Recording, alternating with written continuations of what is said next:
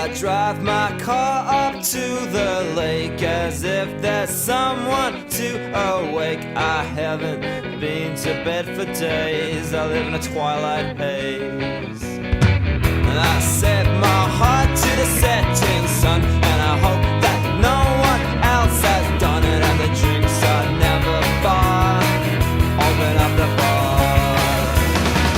I miss you every single day. I wait until it's no way. I hate the way I'm straight. Yeah.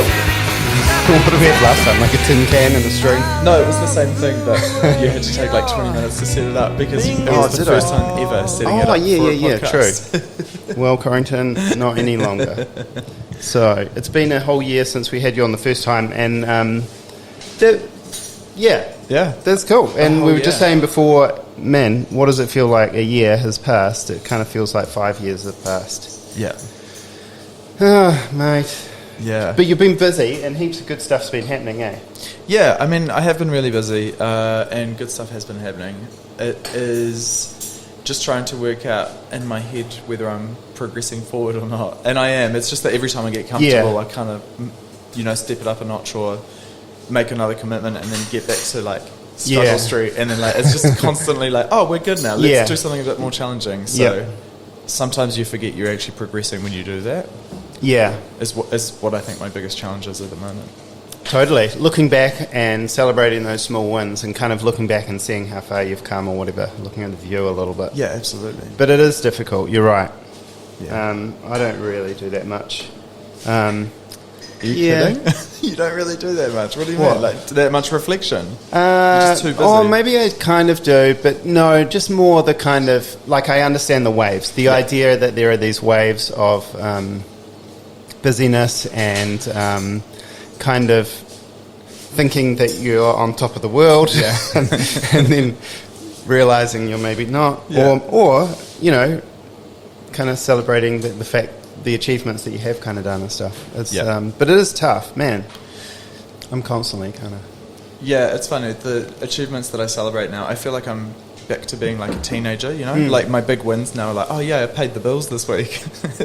And it reminds me of flatting where you're like doing part-time work and so I feel like I've regressed a step, but actually it's just part of moving a business forward. I think so. It's it is, it's a hard task to juggle everything, and we haven't done this podcast in a while, but we've got like you say, we've got lights now. That's pretty cool. That's nice. That's meant to kind of help light the foreground and keep it even with the background. Lovely.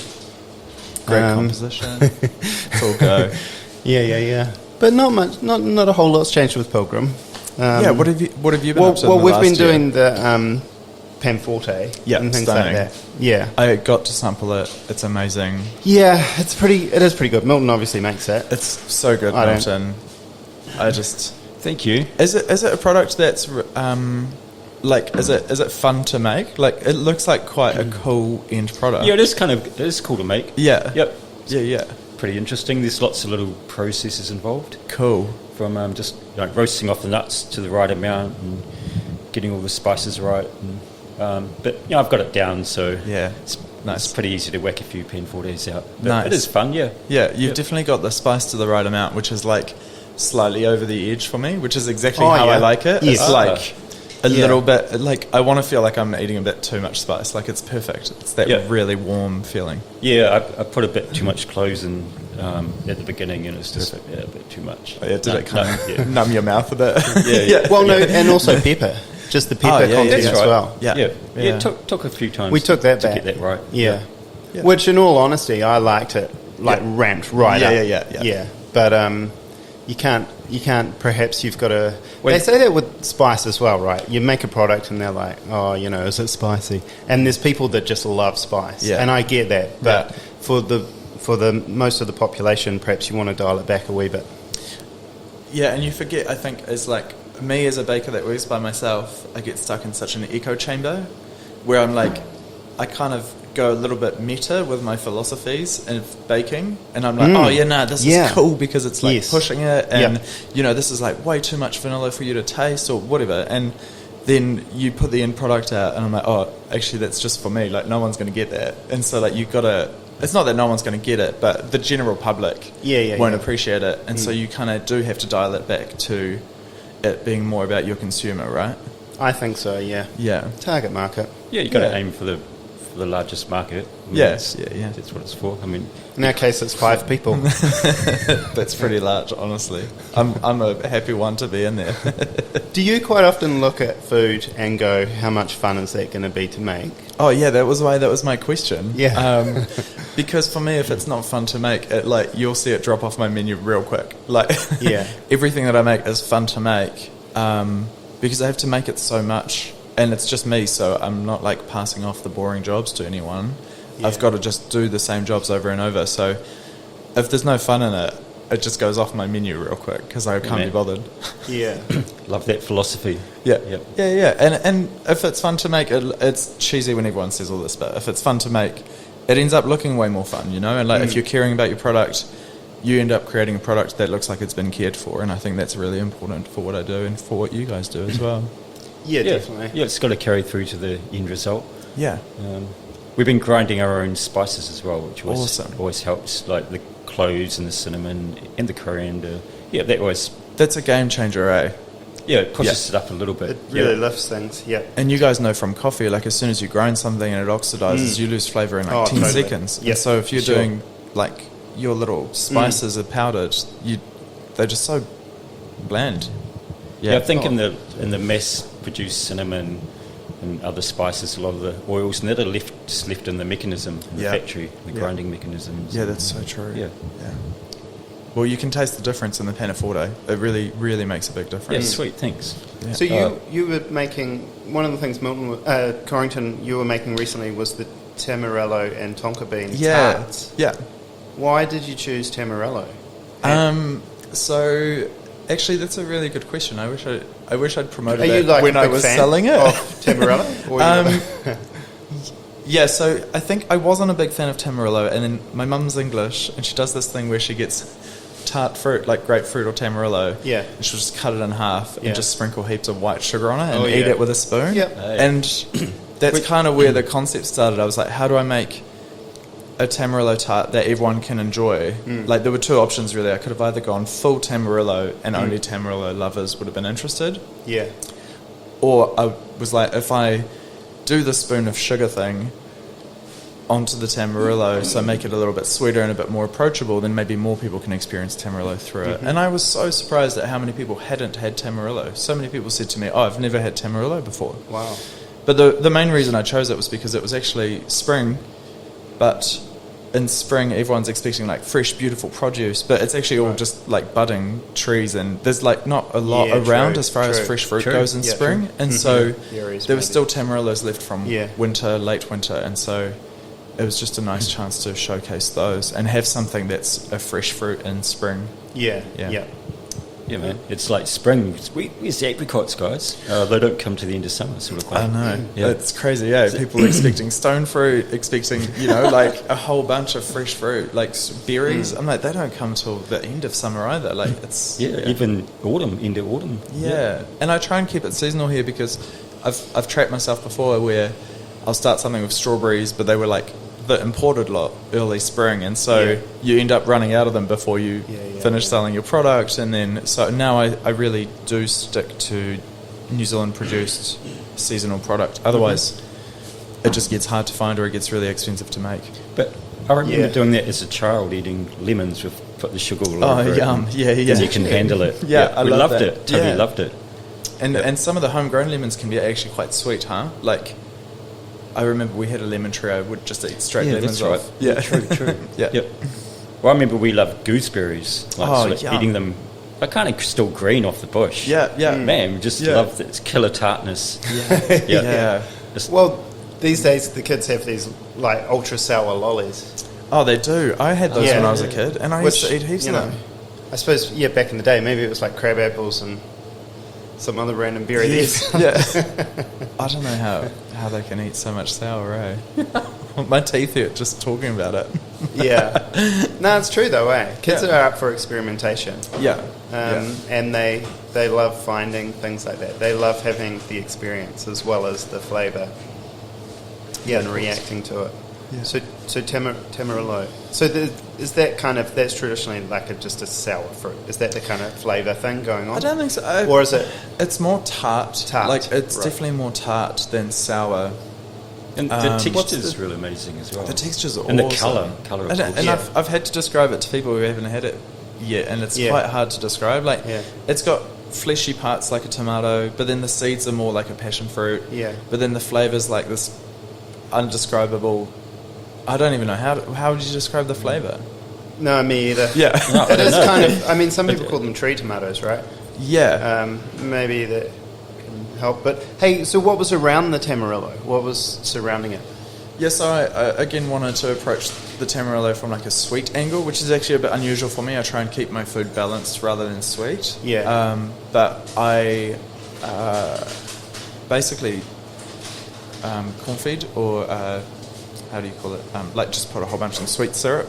Yeah. And then use that to make a gel. So you kind of blend it with some agar, and it makes this like cool, really flavoursome textured gel. Mm-hmm. And I baked some frangipan, which is just almond, egg and sugar, into the bases. Mm-hmm. So that had kind of a sweet, spongy kind of bottom to it. And then I made a curd just to get some of that acidity back in. Oh, yeah. So there was a bit of lemon in that, and some Tamarillo. Mm. And then it was a bit like eggy and rich as well. And then on top of all that, there was some like fresh cream chantilly. So instead of using mascarpone, I used like creme fraiche, so it had a bit more of that tartiness as well. Again, something a bit fresh. And tonka bean, which is like this really powerful aromatic, which you guys know because you used to put in your cannoli. Yeah. Why did you use tonka bean as a matter of interest? Because that's a pretty random one. Like, I tasted it without originally. It was just creme fraiche and tamarillos, and I just thought it needed something a bit more aromatic. Yeah. Because it has, I guess there's like a certain amount of flavour profiles I want to hit with each product, and this one I wanted it to be really rounded, so it was sweet and tart, and it was acidic from a bit of lemon and a bit rich from the creme fraiche, but it was just missing like an overall binder kind of. Yeah, like almost like an aftertaste. It was missing like a scent. And so I think because the Tamarillo, once I treated it to becoming curd and gels and stuff, actually became a little bit not insipid, but it didn't have that hit and that fragrance that it has. So it was just an easy way to add that. That's really interesting, considering the smell of the food and using that, because taste and smell are so closely combined, and using that smell to pull those flavours together. Yeah, that's absolutely right. That's cool. And does lemon kind of act, like, does lemon bring out the flavour in other things? I know that sounds stupid. No, it sounds not stupid, but it absolutely does. I use lemon a lot. I'm really lucky. I've got a huge lemon tree, and so I've got lemon juice all year round. Yeah. It actually supplies all my lemon juice, but it means you've got to squeeze it by hand, a couple times a year, and it's a whole day of it. Yeah. But it really does bring out a lot of flavour. It keeps things that were sharp. When you add a bit of sugar or a bit of cream to something, which I do a lot of, you lose a lot of that edge, and lemon can bring that back quite easily without changing the flavour profile too much. Yeah. And also it has this really cool effect where, like when I made the Tamarillo curd, the really bright colours of the Tamarillo, which are purple and red and orange, they kind of merged into this weird tan colour. Yeah. And then when you add lemon and acidity, it kind of brings it back up to like pinky purple. It was really cool. It has this, I don't know the science behind it. No, it's true. It's true, Corentin. Because when I was dyeing T-shirts with natural dyes, one of the ingredients to brighten the colours was ascorbic acid. Yes, absolutely. And some recipes even said, you can just use a vitamin C tablet or whatever. That's what it is. And often you will see that, and I think we've got a recipe up here with beetroot cake or whatever. The beetroot cake, it says chuck a vitamin C tablet in, and that's just that ascorbic acid which does something to the colour. So you used vitamin C / ascorbic acid in your dyeing process. Yeah, that's right. Yep. Did you just pop a Barocca into your t-shirt dye? No, I bought like a 25 kgs of ascorbic acid. Oh my gosh! Yeah. So it was. I think you can kind of get that stuff through horticultural supplies and stuff like this. I think they use it maybe in wine or something. They must do. Yeah, but it's anyway, a really good natural preservative. It's expensive. A big bag of it. Yeah. So what did it do in your dyeing process? Did it enhance the colour? Brightens the colour. Oh, yeah. Same thing. Yeah, and there were some kind of elements that would do the reverse, like it would subdue the colours and darken them and stuff like that. Yeah. Like iron and things. Amazing. Yeah, it was kind of interesting. So that's crazy. It sort of seems to work in food as well. It's quite cool for you to be using natural dyes and then using still natural products that are extracted from natural products to kind of enhance them in your t-shirt dyeing process. Oh, totally. It's pretty awesome. Yeah, I didn't even think about that. And I didn't think about the crossover between the clothing and the food until you mentioned it. Right. Because you've got some other curious, like named products and stuff in your dyeing process, right? Well, there was a whole heap of different chemicals that we used. Yeah. I mean, and most of them weren't... I tried to stick with natural ones because the way I see it, it's one of these things where it's all about balance, and you know, like you can have natural ingredients that will kill you, right? So absolutely. And look, pretty much all natural ingredients, depending on how much you have, will eventually be toxic. So just table salt itself can push you over the edge if you have a couple of tablespoons, I think. Yeah, absolutely.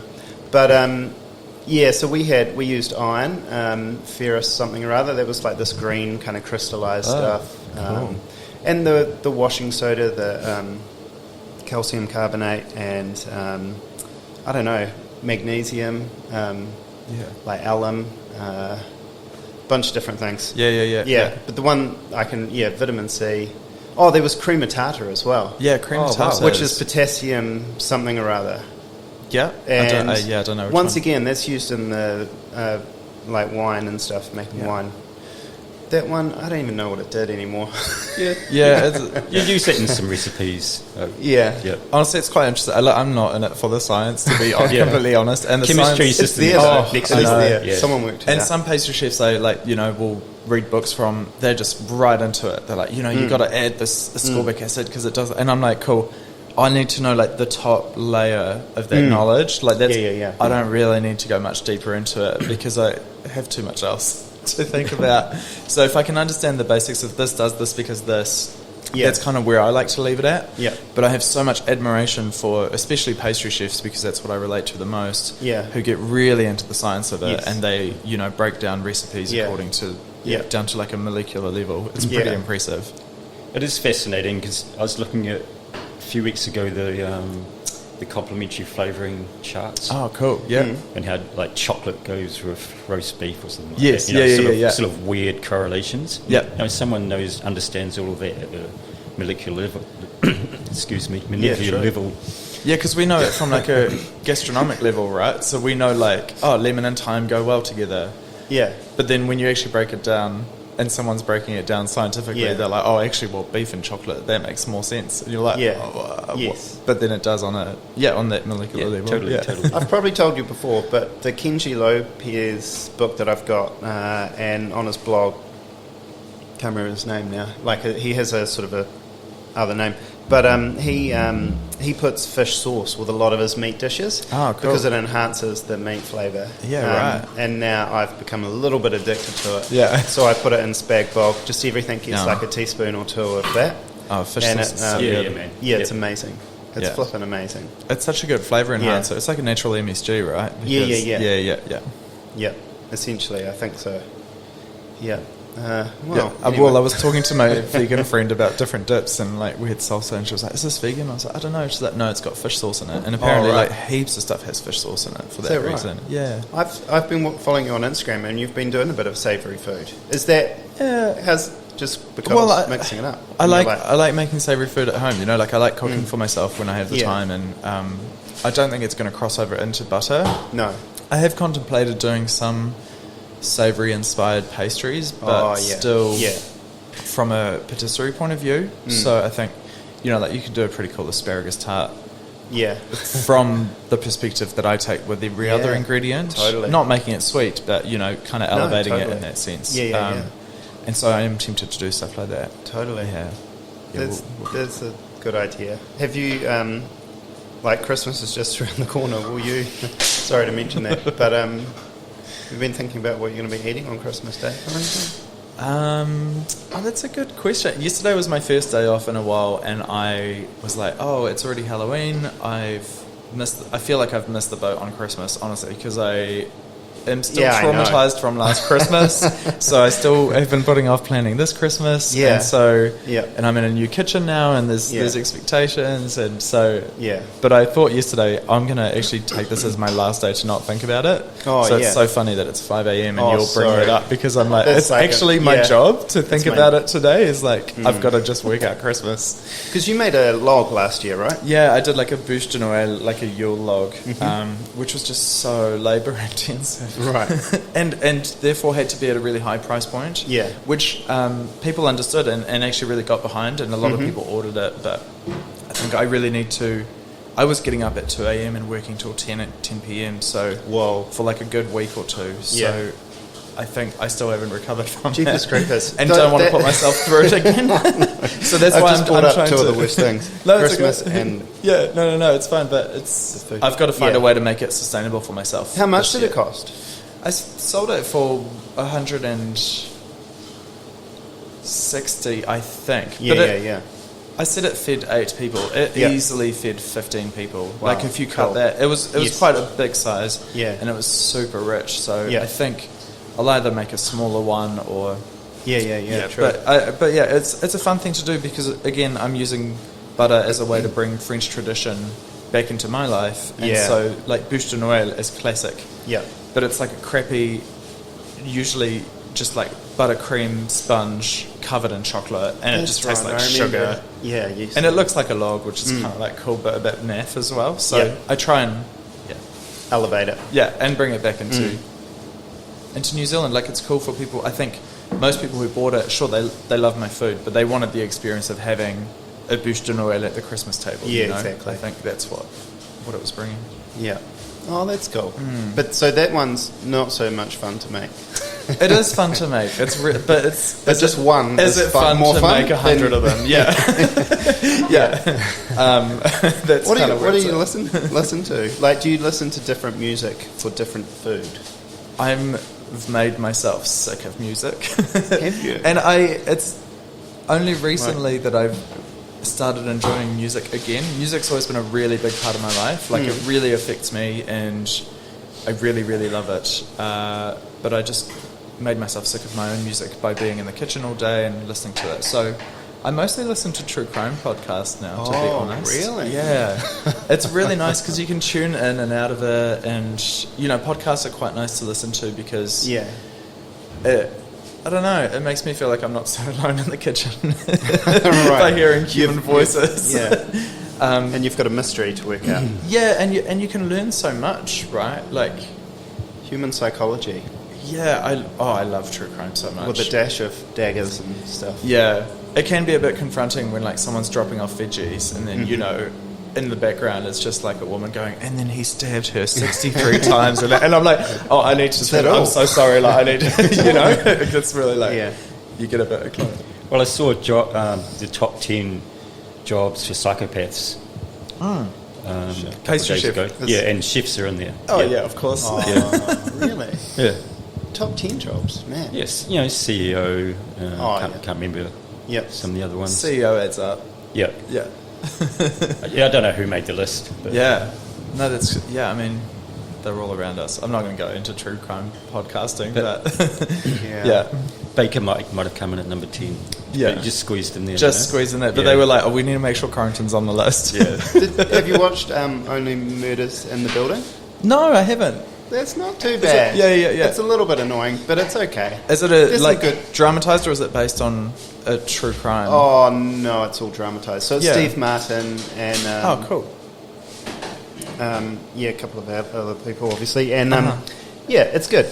It's entertaining. I think it's sort of drew it out a little bit too long. Sure. Yeah. Yeah, we watch wall-to-wall unsolved mysteries, which is murder mysteries. People gone missing. UFOs. I love that one. It's so good, and the music is so haunting and scary. Yeah. I don't know what sort of food you'd match with that music and that, but how? That's a good question. Yep. What food would you match with? the psychopath dinner. Or Yeah, it's horrific but fascinating. Yeah. Anyway, podcast because music just gets kind of stuck in a loop after a while, and there's No, I know what you mean. Yeah, that's how I started. You're pretty good with music, Dave. I mean, there's always something you can grab, get a handle on. And sometimes I just ask customers if I see them come in with headphones. I'm like, "What are you listening to?" Nice. And what do we have recently? Yeah, just a whole bunch of different things. There's a guy called Alex G at the moment who's released a new album. I know Alex G. That's really well. I love his music. Critically acclaimed. Yeah. Cool. And that kind of, and then someone described him similar to Elliott Smith, and I started listening to Elliott Smith again. Cool. But that's the joy of music for me, right? It's that like getting what leads into to that. What leads to what leads. Yeah, exactly. You get into this like rabbit hole, and then you usually end up listening back to Radiohead. Is what I find. Like everything I have leads back to Radiohead. But it's quite cool because there's just so much out there at the moment, and it's so available. But it's really nice to see those connections within the industry. And yeah. I even asked Cam, the coffee guy, the other day. He recently bought like a Muddy Waters album. Oh, cool! Like a real old school, is it blues or whatever? I don't know. Like album, and sometimes I like listening to that as well, like Etta James or some kind of old school Billie Holiday. Yeah. Go back to them as well. There's an Australian guy called C.W. Stone King that I got really into for a while. Oh, yeah. And he's like, the music's like grassy blues. It sounds like he's in the middle of nowhere in America and like singing full country blues. But he's actually this like white Australian dude who is really like contemporary with his approach to grassy blues music. But he came to New Zealand a while ago, but I got really into his music, and then that kind of got me down a rabbit hole of blues, right? And I think that's that cool thing is you can see one artist, but then seeing where they've built up their acumen from, and going back tracing what they're interested in can get you into a whole new different genre of music. Yeah. Do you find yourself doing that with food as well? Yeah, that's a good question. I used to, for sure. Now I think I'm a little bit consumed by just trying to like produce and to keep a business running. This year's very much the year of the business for me. Last year was kind of all about making sure the food was right and spot on, and this year I get to do a little bit of that, which is why I've done the specials monthly, but mostly I'm just trying to run a business. Trying. One of the things, like, what was the thing, one of the biggest things you've learnt this past year? I'll say, I think one of the biggest things I've learnt is to bring it back to the start, is to count my milestones. Like to really, I was really struggling last month because I moved kitchens, so I was shut down for a week, and then my rent went up considerably, and so I had to work out how I was going to make more money to run the business. And one of the things I was forgetting to do is going, I'm actually at a point now where I can afford a new kitchen by myself, and that's like really exciting, and I forgot to be excited about it. And so I think that my biggest learning this year is trying to really appreciate the things that I'm at. Like I had a really busy day on last Saturday, and I took a bunch of money in, and I was like, this is so exciting, and I went home and I looked at my accounts, and I'd made $2 for the whole month, like profit, and I was like, oh man, that just sucks. Like literally an hour within going like, I took all this money. But if you made $1 the month before, you would have doubled profit. Well, exactly, and that's when I actually was pat myself on the back. I was like, oh wow, I can actually afford to run this business now, and that to me feels like a privilege. I can afford to do the thing that I love, and that's really cool, rather than trying to. And my goal's never been money, but it becomes more and more important as you go to be able to make money to run the business. But it's just counting the achievements. What about you in business? Like, you've done a lot of business. I don't know. The other day, I heard someone say, and it wasn't even, I don't even think it was in relation to business that they were talking about it. I think it was, don't know what it was in relation to, but they said, get comfortable with feeling uncomfortable. Cool. And I think often in business we're looking for that kind of cruisy formula which you put it together and you don't tamper with it and you sort of leave it alone. But it just doesn't happen, like you say. You switch kitchens and the costs go up, or something changes. So I'm trying to perhaps get comfortable with feeling uncomfortable. Which is an awful thing. But clearly we're drawn to being comfortable. So if that stops being your, I'm going to call it like an emotional goal, right? Like if that stops being what your heart wants in business, then what is the goal? Yeah, exactly. That's what I can't understand that, because I totally understand why. But then I'm like, because I feel the same. Like my body is like, let's just find a cruisy system and just go with that. Yeah. I think there is a necessity and a desire in all of us to grow. I'm so sorry. Don't worry. Is just to grow. And growth is an important thing. There's another saying which is like, if you're not growing, you're kind of dying and stuff. Sure. And I think, obviously physically we all kind of reach a certain point and then we start to decline. But mentally and with our knowledge and things like that, we can sort of always kind of grow. Yep. And challenge ourselves and grow in those ways. And I think that is important. That does kind of keep people engaged in what they're doing and improving and growing. And that's what the human species have done, right? We've just kept on doing that over everything.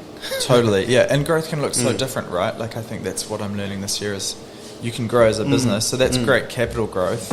Yeah. But then you can grow with knowledge or with understanding, or you can grow with, knowing that you need to feel more uncomfortable and be more comfortable with that. Like that's a form of growth as well. For me, a big form of growth is like self-care. Like yesterday, taking the actual day off rather than stressing about Christmas was like a moment of growth for me, where I was like, I'm actually at a point where I know that that's more important for me. Yeah. And I'm, it all kind of comes in peaks and troughs and these waves, just kind of, and there's no real kind of saying that this should happen now and that should happen then.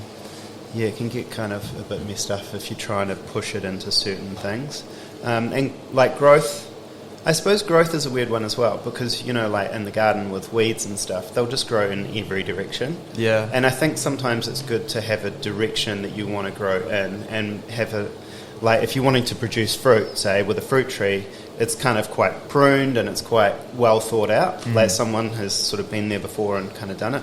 So I think you can get a little bit more kind of focused in on the growth.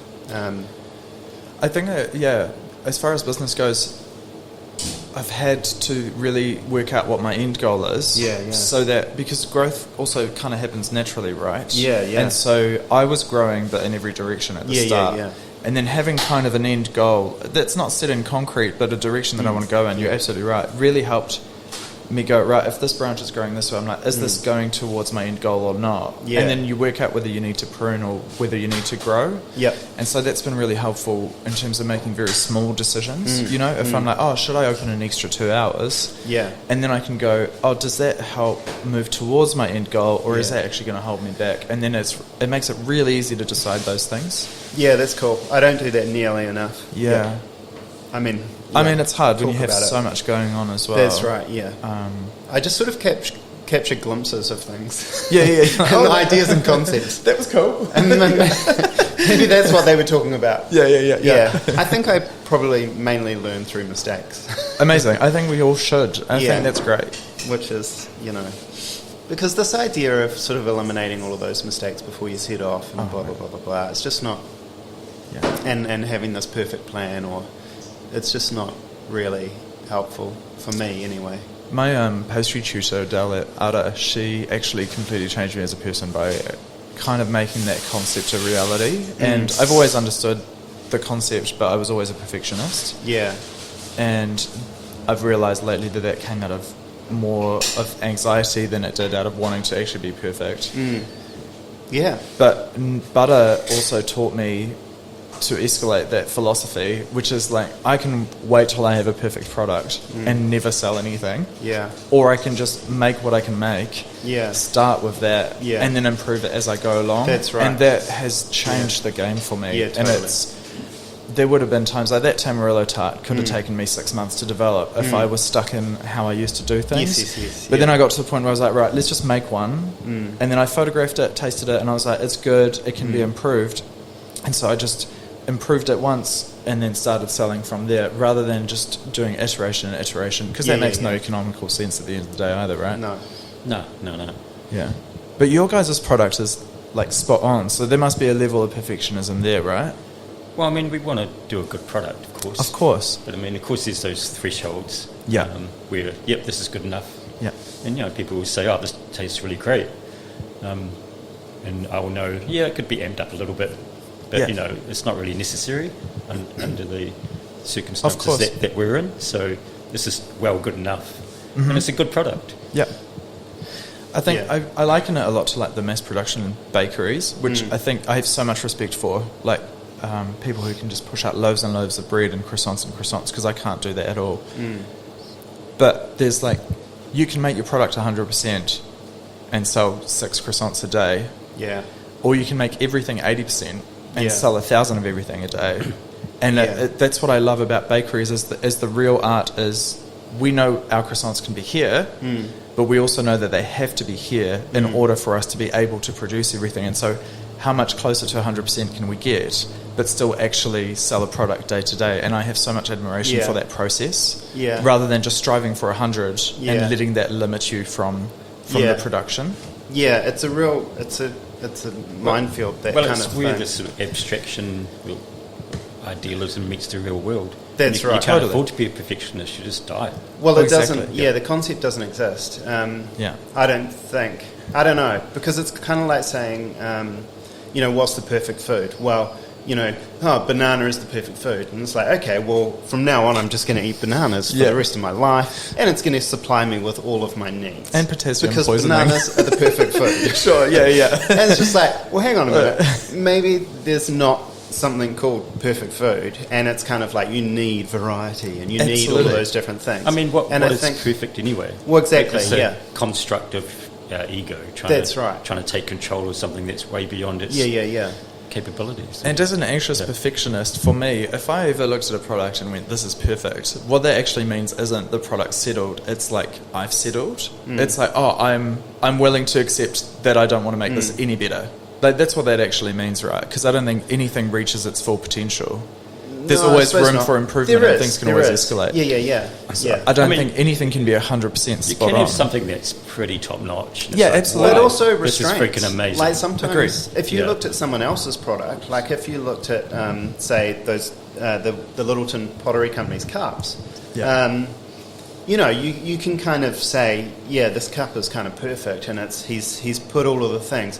Okay, but he will have constraints in place which will kind of, it's like that. You can be 100% like at 80%, 45%. Like, you know what I mean? Yeah. You can do that 100% well. Kind of. And it doesn't, that extra 20% is kind of like... I love that new slogan. Sorry, Dave. I'm just... 100% at 80%. I'm just destroying... Let's do it 100% okay. It's 100% good. But perfection is... And with Sammy bags as well, that's something I've learned about packaging. People are on this eternal quest. We're on an eternal quest for... perfect mental health. We're on a quest for like perfect freaking environmental cups or packaging and all of these different things, and it just seems like it's always out of our grasp. And I think it will always capitalism. be. It's just this progress. So but now I'm becoming more at peace with okay, this product fills this need, and and it sits here in this. It sort of. Has this position in this sort of... and that's what it does, and it does it really well. Exactly. It may not be perfect, but just like mentally, if we're overly neurotic and all that, it just destroys you. I thought a lot about this, like, pursuit for the perfect tool, and because I've found myself doing that a lot. Like when I was a kid, I always was like upgrading pocket knives. Like I was like on the quest to find like the perfect pocket knife, Corentin, tell us more. You start. Everyone in France has an opinel. Like that's what I was given when I was a kid, and so you'd be in we grew up quite rural, so we were like in the woods making bows and arrows, and so you got your little pocket knife, and it's all well and good. How many pocket knives have you had in your life? Sorry. Oh, I don't know. I've got one on my keychain now. Like, this is the perfect pocket knife. So stop looking. No, it's not. There's room for improvement, but there's been a few pocket knives. I've got a torch on my keyring. I think my point is, well, not my point. I actually was thinking about this yesterday. I watched a YouTube video to relax about this like Chinese guy who makes brushes out of fur, and his perfect tool was this little piece of wood that would have been about yay long, and it was rough, and he uses it to measure all of the strands of his paintbrushes, right? Oh yeah, yep. And it made me go, oh man, like there are so many tools that could do that better. Yeah. But he's decided this is the best tool, and so it actually is the best tool for him because he's used it year after year after year, and that's how he makes his brushes. And so it actually made me think, and it's so funny you've brought this up because I was thinking about it yesterday. I was like, oh, actually the perfect tool is the tool you decide is perfect for you, and then the skill you build onto that tool is actually what's going to bring that perfection or that efficiency or whatever you want it. It's not actually having a tool that's perfect because nothing does everything either. So true. It was really interesting for me to see this guy who makes like $1,000 paintbrushes for calligraphy in China to be like, oh, my dream tool is like this little piece of wood that I carved out. Wow. Like, rad. I've seen in factories I've seen people using just like bits of stick, just blank sticks, and they just know exactly where the measurement on the stick is. Absolutely. But there's no marking on it or anything. No. And they've been doing it for years, and they just do it perfect. Because the tool is the skill, right? Like that's actually a tool should enable the skill that you have rather than the other way around. Yeah, it's amazing how our mind can integrate that into our psychology and use that. It gets sold to us, right? We get sold these products which are like, this is going to change. This is going to lift you to the next level if you have this tool. Yeah. And then the next week it's like, oh, that tool's shit. You need to actually get this tool because it's got a new thing in it. That's right. Yeah. Damn it. But that's why I think that mentality, right, is just taught to us that nothing will be good enough and that we need to keep buying a better and better product. But if the world suddenly falls apart and you're in the wilderness with a stick, you're going to make it work. Yeah, absolutely, exactly right. You're going to learn how to make a fish trap or whatever. You don't need to go to the sports shop and buy some crazy little fish trap. And you'll work out how to do it with a few sticks. Yeah.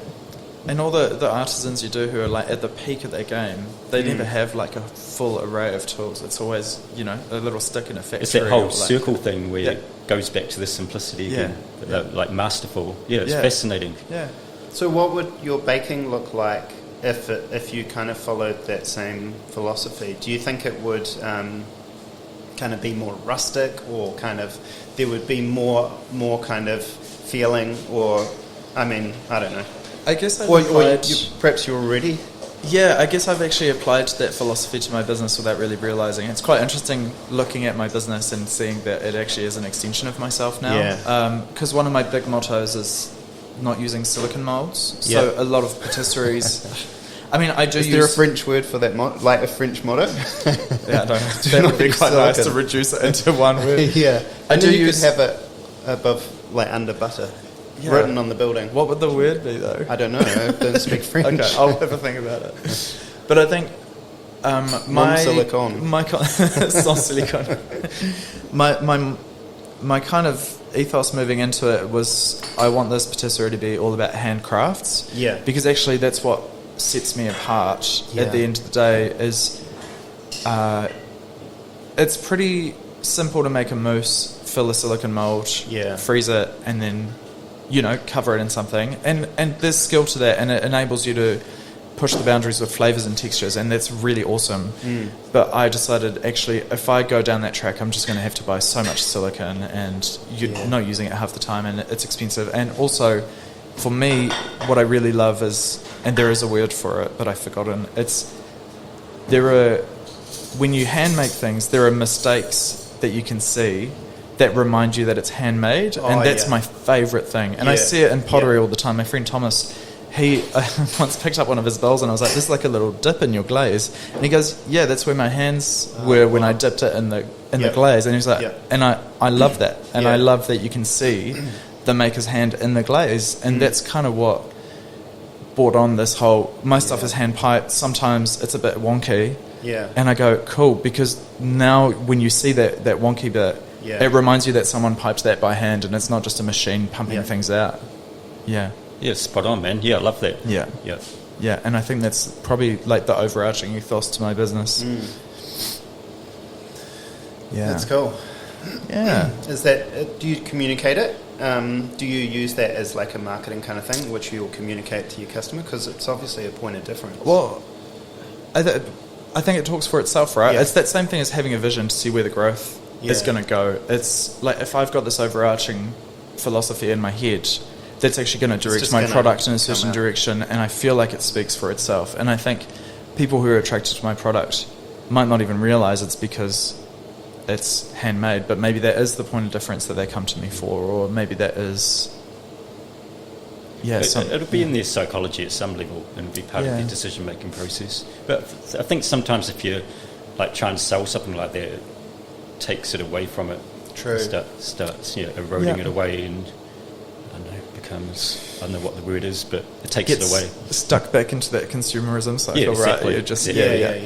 Yeah, I agree. But but I mean, the way that I market it is through things like this, talking to people about it and explaining to people why I do what I do is always a really good way for me to convey an idea. But ideally, I'd like my food to convey the idea for itself. That's the ideal. When you make your semi-bags, Dave, sometimes you use... I mean, how does that process operate? Sometimes you use machinery to do some cutting out and stuff. Yeah, so that's you're literally interesting, using a bit more automation than we might use in the kitchen. Yep, definitely. Although it's handmade, it is more of a... tools, quite heavily... There's a lot of tools used. And it is... Like I suppose we don't really want to see too many things. We do have the stamps on them, which are hand stamped. Cool. That has a bit of kind of give and take and kind of humanness, that fingerprint. But I don't know, we do try to, like we want to communicate to our customers that it is handmade. Yeah.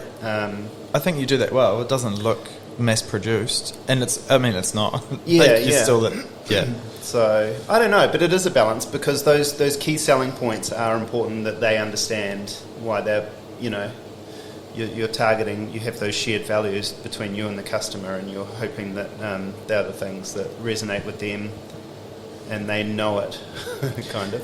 Yeah. But I have been thinking about that more actually lately. Those key kind of differences as to why your business is different to other people. And it can be lots of different reasons. There can be the story, because some people have businesses and they have no story whatsoever. They have kind of, I was looking for metal, bloody clothes pegs, and I couldn't find any. Yeah. It's just like, well, you obviously didn't look hard enough. They are already out there.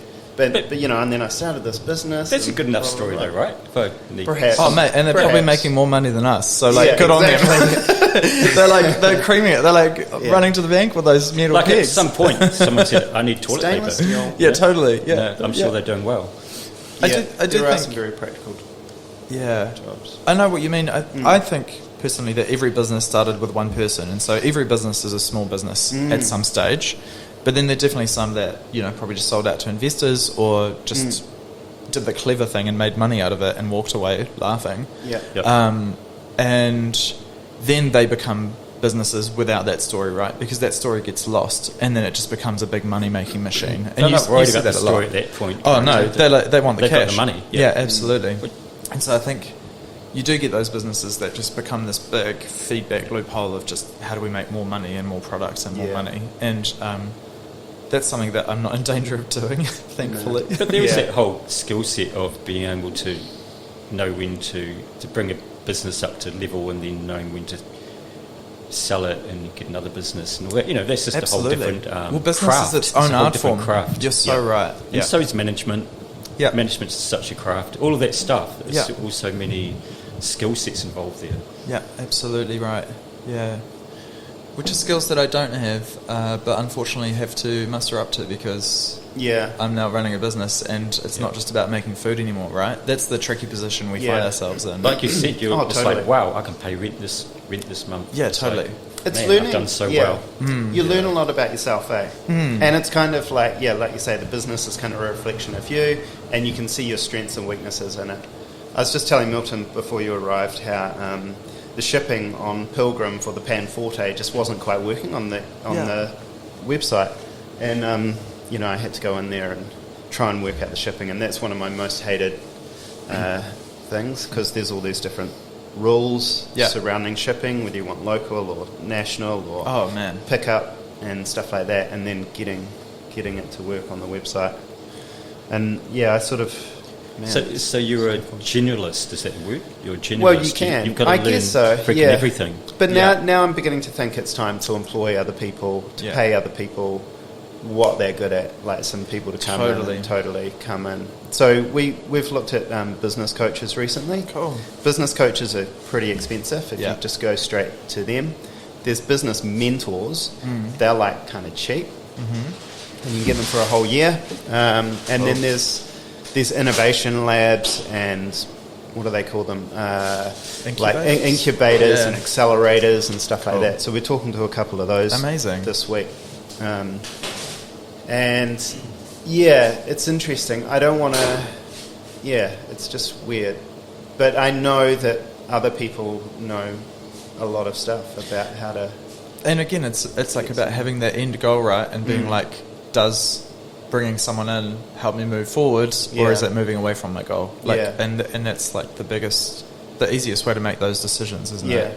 I'm at a point now where my end goal is to work by myself.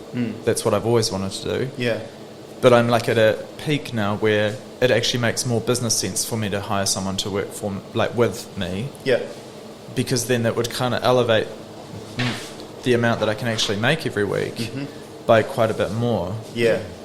But then I'm at the struggle of like, does that move towards my end goal or away from it? And maybe it does. Maybe it enables me to then get to a point where I work by myself. But then maybe it actually moves away from it, and like I should be focusing on how else can we make money so that I can keep running it by myself. But there's always going to be that struggle. But you're always pushed to... I think people think growth means economical growth, right?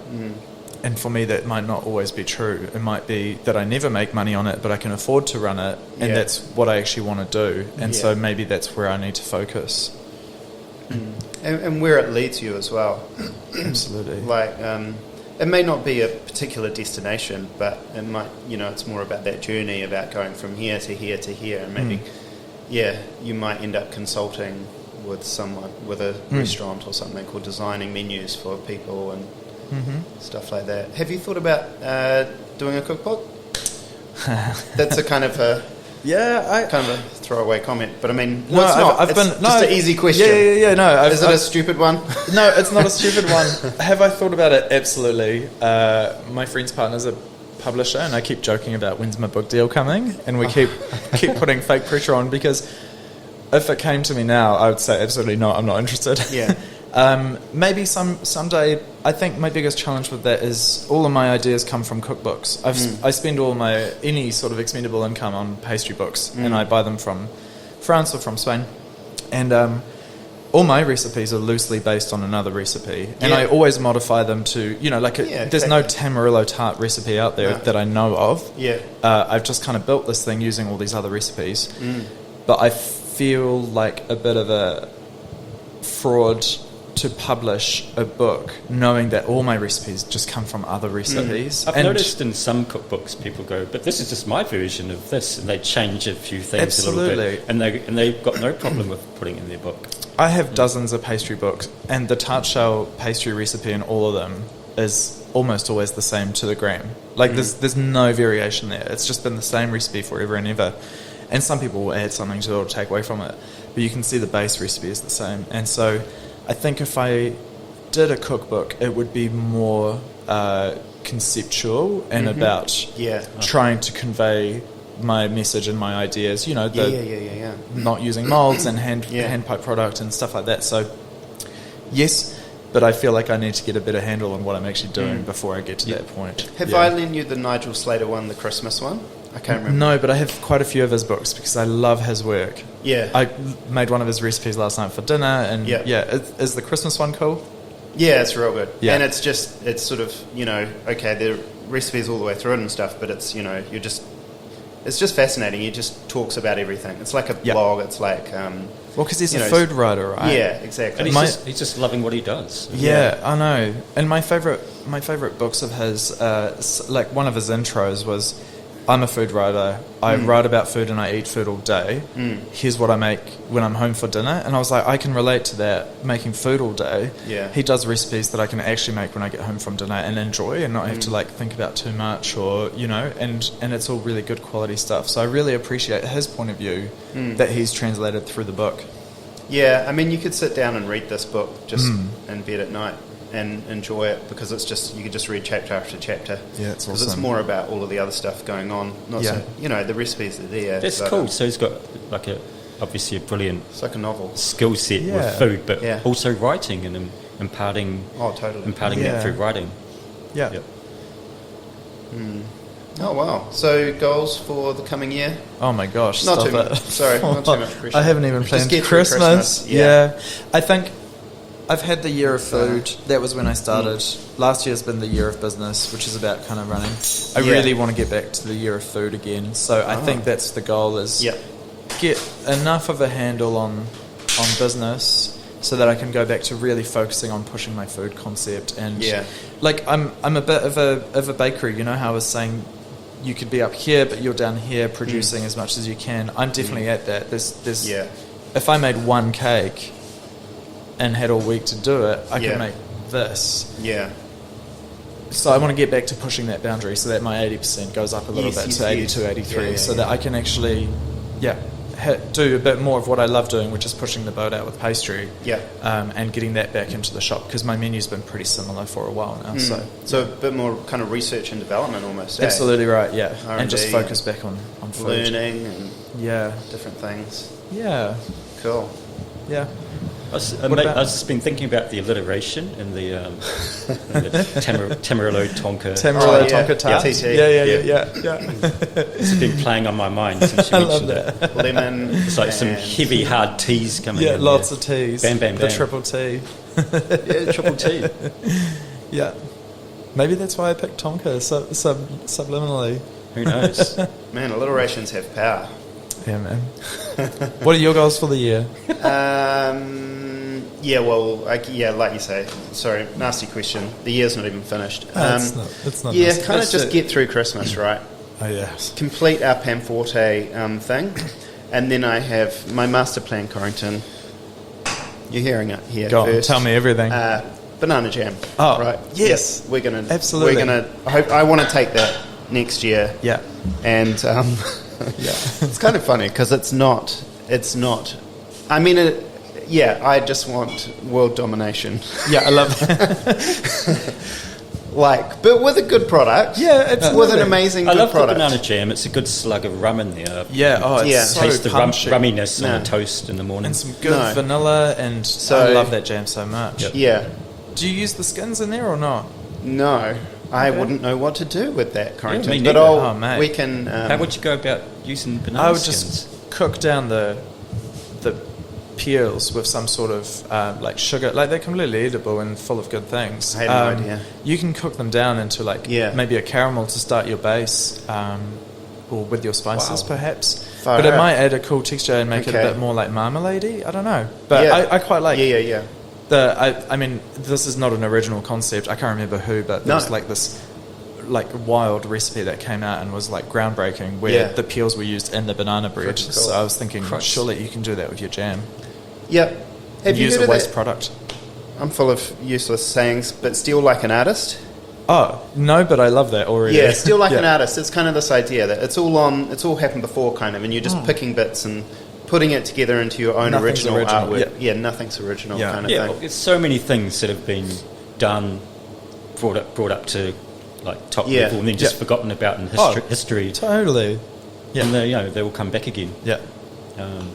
And people think, this is what I thought of, but it could be in the collective consciousness or historical consciousness or God knows what. Yeah.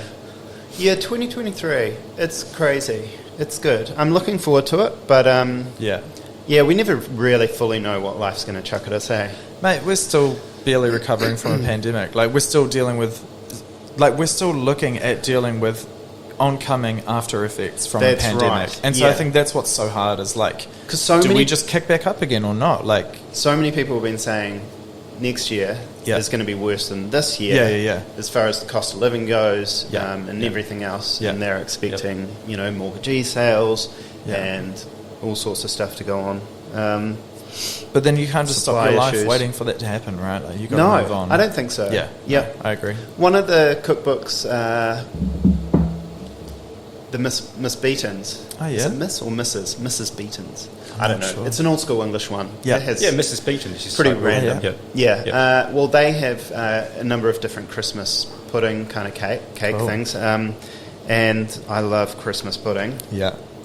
And they have a rich version and they have like a poor version. Oh, cool. I love that. And I think they even say that. Yeah. And it's kind of like, and that would have come out sort of during the war, I suppose, or I don't know when. Ration era. But definitely, and that kind of thing just gets woven into the thing. So even if we do have a really shit year next year, it will produce stuff which we can still include. Yeah, absolutely. Yeah, we've still got to live. And right? some of those recipes, like very recently on TikTok, which is very embarrassing. Are to say you? out loud. I know. I'm sorry. I'm sorry. Don't judge.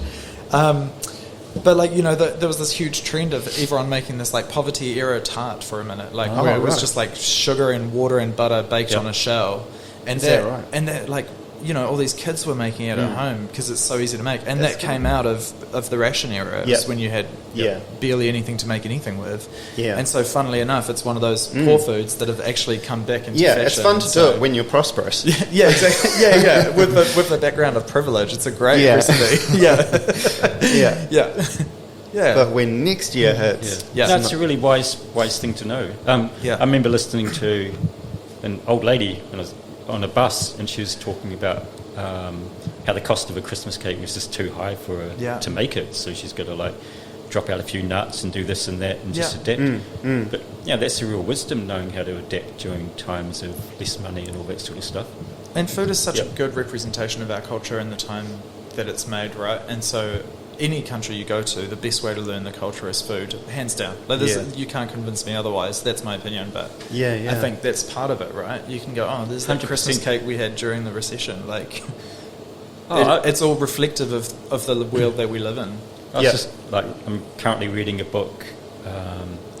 It's called The German Boy, and it's about a German boy who was like 11 years old when the Russians were coming through into Germany. Oh, wow. And they were just keeping ahead of them. Yeah.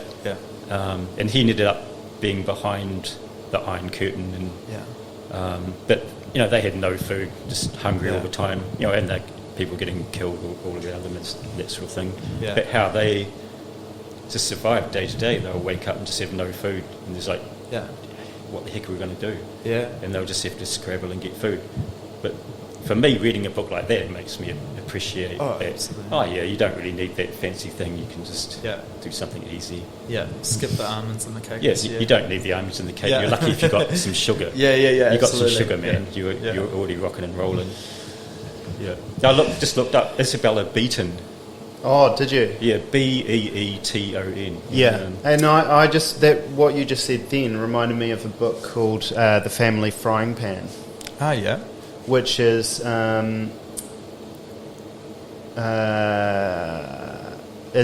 about Mrs. Moses is a small woman with a big heart and enormous courage, the only survivor of a Cossack rage on her village.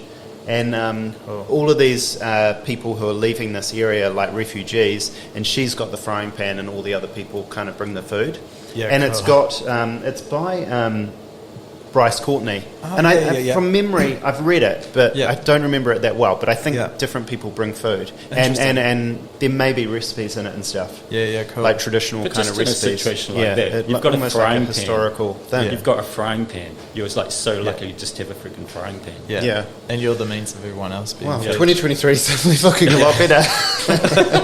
We're going to be fine. It is nice to get some perspective sometimes. Hey. Yeah. That's the goodness of reading history. Yeah, absolutely. And especially personal accounts. Yeah.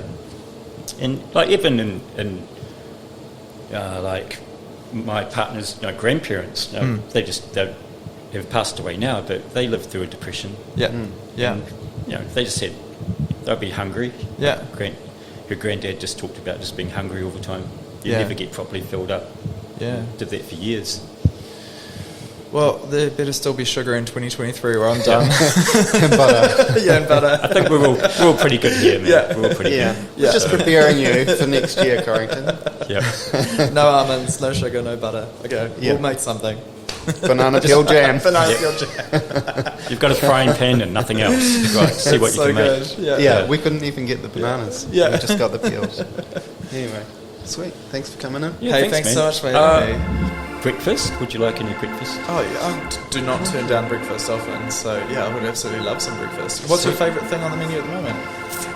What's the I'm always funnest just breakfast for you happy to with make? the eggs and the hollandaise, just keeping it simple. And Oh, yeah. a bit of nice sourdough. Yeah, give me that. That sounds Okay, amazing. maybe a bit of egg, the rasy relish on the side. I love that. Something like that. Yep. Amazing. Okay. Thanks so much for crack on. having me. Cool. Cheers, Corentin. Awesome. See you next year. See you next year.